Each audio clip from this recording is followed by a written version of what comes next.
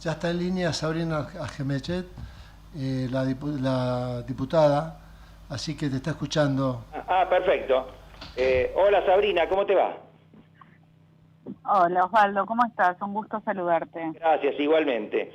Mira, me interesaba conversar con vos hoy por tu condición de historiadora y politóloga, porque, bueno, mañana es la celebración del 25 de mayo, y también es el momento en que el kirchnerismo va a hacer un acto de celebración de los 20 años de la asunción de Néstor Kirchner.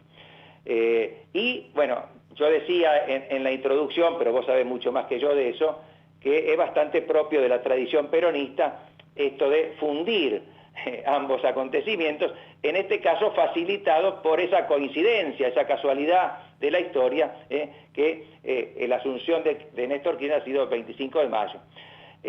Yo quería preguntarte dos cosas, por lo menos, después podemos preguntar otras. La primera es, ya que tenemos una historiadora acá, ¿qué significó y qué significa el 25 de mayo para todos los argentinos? ¿Qué es lo que pasó ese día? Porque más allá de lo que todos recordamos de las lecciones escolares. Y después querría preguntarte acerca de esta utilización, de esta resignificación de esa fecha por parte del kirchnerismo. Bueno, un montón de preguntas interesantes y una descripción muy acertada de lo que pasó hace 20 años, ¿no? Porque lo que hizo Néstor Kirchner en sí fue elegir el 25 de mayo. Así como Alfonsín eligió el 10 de diciembre en 1983 porque coincidía con el Día Internacional de los Derechos Humanos y él estaba mandando un mensaje muy fuerte al elegir ese día, Néstor Kirchner hace 20 años elige el 25 de mayo, era la fecha patria más cercana que tenía y entraba dentro de las fechas lógicas después de la elección, entendiendo que lo que comenzaba con él era una revolución de la Argentina, era una refundación. Esto no es una novedad de Néstor Kirchner ni del kirchnerismo en sí, son muchos los presidentes que se vieron a sí mismos refundando una historia, dejando atrás el pasado para plantear que empezaba el año cero y se empezaba a escribir algo completamente diferente a partir del momento en el que asumían ellos. Néstor Kirchner hizo eso, le dio ese significado a aquel 25 de mayo, después hizo una relectura de la historia reciente, ¿no?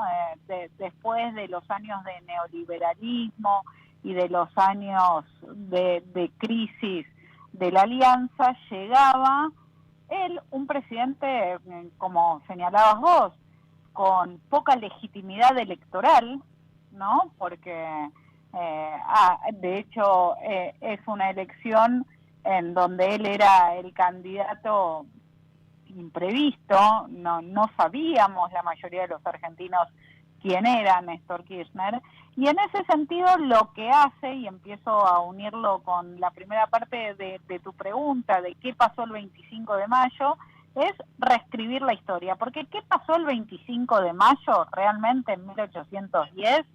Bueno, nosotros lo que vemos ahí cuando vemos los documentos del 25 de mayo de 1810 es que en Buenos Aires, quienes se reunieron en el Cabildo, decidieron que a partir de ese día iban a autogobernarse.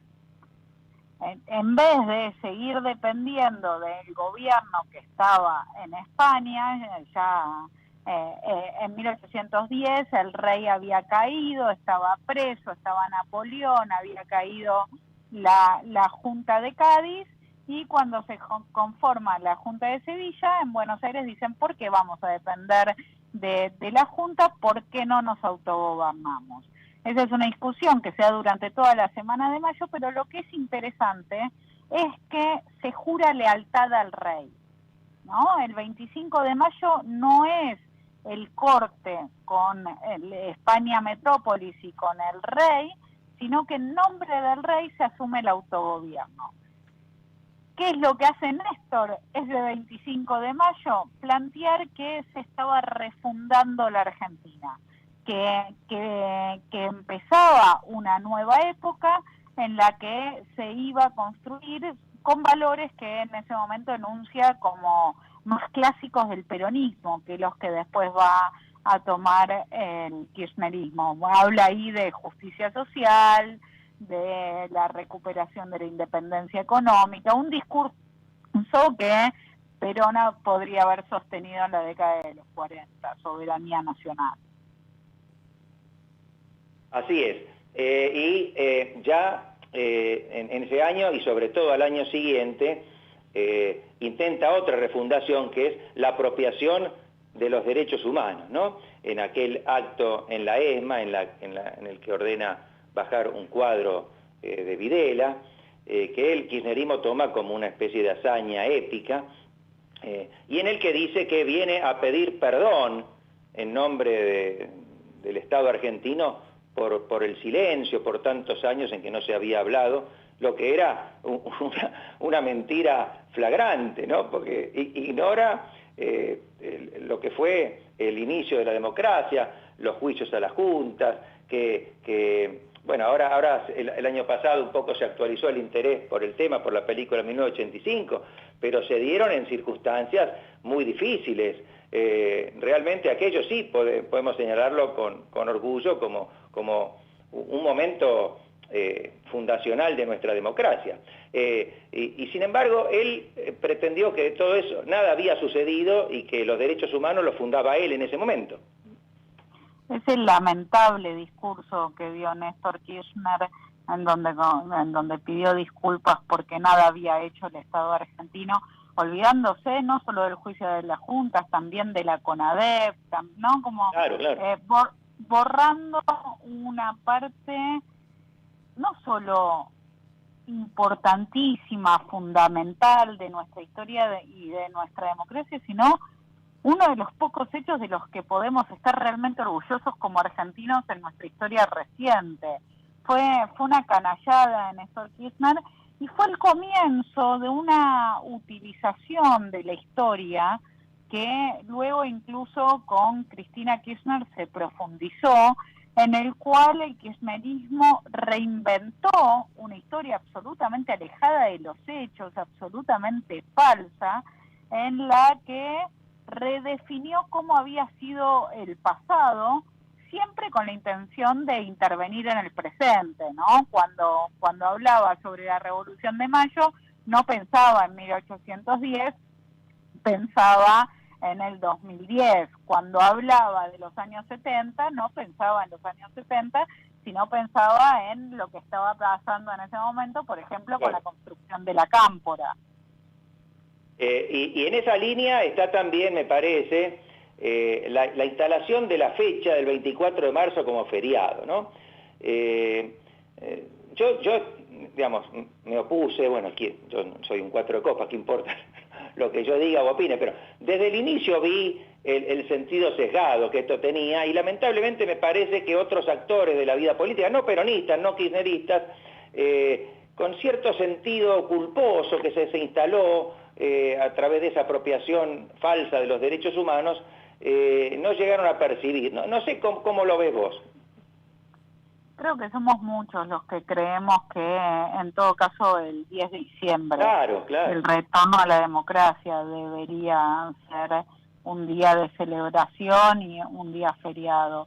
El 24 de marzo a mí me parece que está muy bien que sea un día que siempre sea recordado en las escuelas y trabajado en las escuelas, porque yo también quiero acá hablar desde el 2023, porque cuando el kirchnerismo tiene todo su uso político de los derechos humanos, su relación con los organismos de derechos humanos, sus abusos, sus robos, ¿no? Tenemos los casos de corrupción directamente involucrados con asociaciones de derechos humanos. Lo que nos empieza a suceder a todos es que, o a muchos, es que entendiendo lo que pasó durante la dictadura como los peores crímenes del Estado argentino desde su creación, empezamos al mismo tiempo a tener mucho rechazo de la utilización política que se le hacía a esto, ¿no? Entonces cada vez sentíamos más hartazgo porque entendíamos que todo era un show. En vez de poder celebrar como pueblo argentino la recuperación de otro nieto, no, era todo montado como un acto partidario. El 24 de marzo era una fiesta kirchnerista, no era un momento de unión de todos los argentinos. Pero cuando digo que lo quiero pensar desde el 2023 y que rescato el valor de que se hable en las escuelas de lo que pasó el 24 de marzo del 76, es porque creo que en este momento en el espacio público tenemos a algunos dirigentes y básicamente la fuerza de la libertad avanza, en donde se pone en cuestión la democracia, en donde la democracia no parece ser un valor. Me alegra que lo digas porque a mí me genera una enorme preocupación, si no lo veo como algo hasta simpático, como algunos lo consideran, aunque no vayan a votarlo. Es decir, puedo entender que sirva en algún sentido para empujar la agenda hacia cuestiones que realmente se necesitan, con mayor libertad de mercado, mayor estabilidad económica, mayor impulso a la iniciativa privada, pero me parece que tienen serias dificultades en entender o no quieren entender cómo es el juego de las instituciones, ¿no? Pareciera que por el discurso de Milei particularmente, cuando él llega va a gobernar por decreto, o sea, el Congreso es visto in totum como una casta, como un obstáculo. Bueno, para mí tiene todos los rasgos del discurso populista, solo que en este caso de derecha en lugar de izquierda. Comparto todo lo que decís y entiendo que no solo no tienen respeto por las instituciones, sino que realmente la idea de democracia no forma parte de su nudo conceptual. Y eso es grave, eso es muy grave. Porque yo entiendo que muchos jóvenes digan, bueno, pero yo nací en los años 90, en los años 2000, ¿de qué forma la democracia le dio respuestas a mis necesidades? Si yo no tengo laburo, si estudié, me esforcé y sin embargo no estoy logrando nada de lo que quiero, si estoy pensando en irme del país y solo lo que me mantiene en la Argentina es estar cerca de mis amigos o de mi familia. Yo entiendo que no se cumplió la idea de con la democracia se educa, con la democracia se come, con la democracia se cura. Yo entiendo que la democracia tiene deudas pendientes que hay que trabajar y mucho para cambiar esto. Pero los argentinos habíamos aprendido que todo era dentro de la democracia. Que todo era dentro de la democracia. Y ahora pareciera que no es algo a valorar. Y eso a mí me preocupa mucho. Y yo creo que una parte importantísima de responsabilidad la tiene Milei y su séquito de fanáticos, pero otra parte de responsabilidad muy importante la tiene el kirchnerismo, y no hay que dejar de decirlo, por el uso y abuso que hizo de la causa de los derechos humanos, por la forma en la que tiñó partidariamente a los derechos humanos y cómo terminó bastardeando lo que era de verdad un consenso nacional y algo que todos los argentinos a partir del alfonsinismo empezamos a tomar como natural, como indiscutible, como básico, como fundamental. Sin duda. Para cerrar, ya en tu condición de dirigente político, bueno, algo has hablado recién, pero ¿cómo ves la situación? Es una pregunta muy amplia, por cierto, pero ¿cómo ves actualmente al gobierno, si es que esto que tenemos puede llamarse gobierno, ¿no? Yo creo que hay que llamarlo gobierno, porque si no lo llamamos gobierno lo estamos desresponsabilizando. Tenés razón. Es un pésimo gobierno, es el peor gobierno de la historia democrática argentina, pero es un gobierno que está decidiendo, que está tomando la decisión día a día de no gobernar. que está decidiendo día a día no hacer absolutamente nada con el principal problema que tenemos todos los argentinos, que es la inflación. Entonces, a mí lo que me parece es que al mismo tiempo, yo no soy de quienes dicen el kirchnerismo está muerto, el gobierno no tiene ninguna chance, porque yo creo que este es un gobierno pésimo, pésimo, no me alcanzan las veces que puedo repetir que es pésimo, pero yo siempre creo que el kirchnerismo a último momento hace alguna jugada rara que mueve el tablero y que pone todo patas para arriba. Entonces, yo haciendo muchísimo énfasis en el pésimo gobierno y cómo en otra situación deberíamos asumir que no tienen ninguna chance de seguir gobernando la Argentina, bueno, yo quiero ser un poco cauta en eso, porque realmente las movidas que hace el kirchnerismo los últimos días, antes de cerrar alianzas, antes de cerrar listas, antes de definir la candidatura, siempre son una sorpresa que, recordemos lo que nos pasó en el 2019, cuando pusieron a Alberto Fernández y dijimos, bueno, no, este hombre no tiene ninguna chance. Bueno, este hombre está gobernando la Argentina hace 3 años y medio. Y del lado de Juntos por el Cambio, te pregunto lo siguiente, habrás visto mucha gente nota como que una gran desunión, pareciera a algunos que les molesta la competencia electoral interna, quizás nos falta un poco de ejercicio democrático, ¿no? En Estados Unidos, cuando hay unas primarias, hay decenas de candidatos, van quedando en el camino y se dicen cosas muy fuertes. A mí eso, en general, no me preocupa.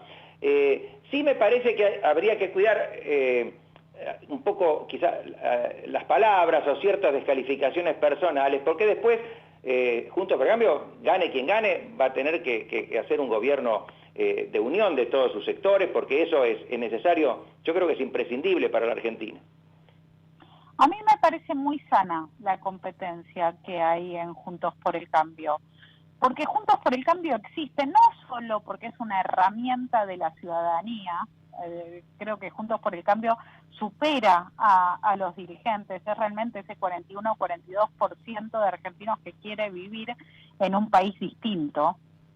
Pero además de eso, hay algo que, como estamos en internas y como estamos en competencias, se pierde de vista, pero es los valores que tenemos en común todos los que formamos parte de Juntos por el Cambio. Creo que hoy la disputa clara entre Patricia Bullrich y Horacio Rodríguez Larreta es cómo se alcanza, cómo se llega a esa Argentina diferente. Y ahí, mientras Horacio Rodríguez Larreta cree que es con un amplio consenso, con un diálogo que reúna a un 70%, que hay que sentarse y conversar con las corporaciones, con los sindicatos y con todos aquellos que tienen poder, Patricia Bullrich está mostrando hoy otra mirada, otra mecánica en donde se asume el poder como tal y en todo caso lo que se hace es guiar las transformaciones necesarias para dejar atrás tantas décadas de decadencia. Entonces me parece que lo que nosotros tenemos en Juntos por el Cambio es un horizonte compartido y por eso a mí no me asustan las diferencias, porque todos finalmente queremos la misma Argentina, pero la pregunta es cómo la construimos. A mí me parece que la forma que está planteando Patricia Bullrich hoy, que hay que construir ese camino de transformación en la Argentina, es el que necesitamos. Muy bien, muchísimas gracias, Sabrina, y bueno, vamos a seguir contando con tu palabra cada vez que puedas, porque nos resulta muy interesante tu condición actual de dirigente política y tu condición de intelectual de la historia y de las ciencias políticas. Un placer, Osvaldo, te mando un abrazo muy fuerte. Gracias, igualmente. Y otro para Jorge, aunque no está ahí. Exacto, se lo mandamos. Bueno, continuamos en Entre Ustedes y Nosotros.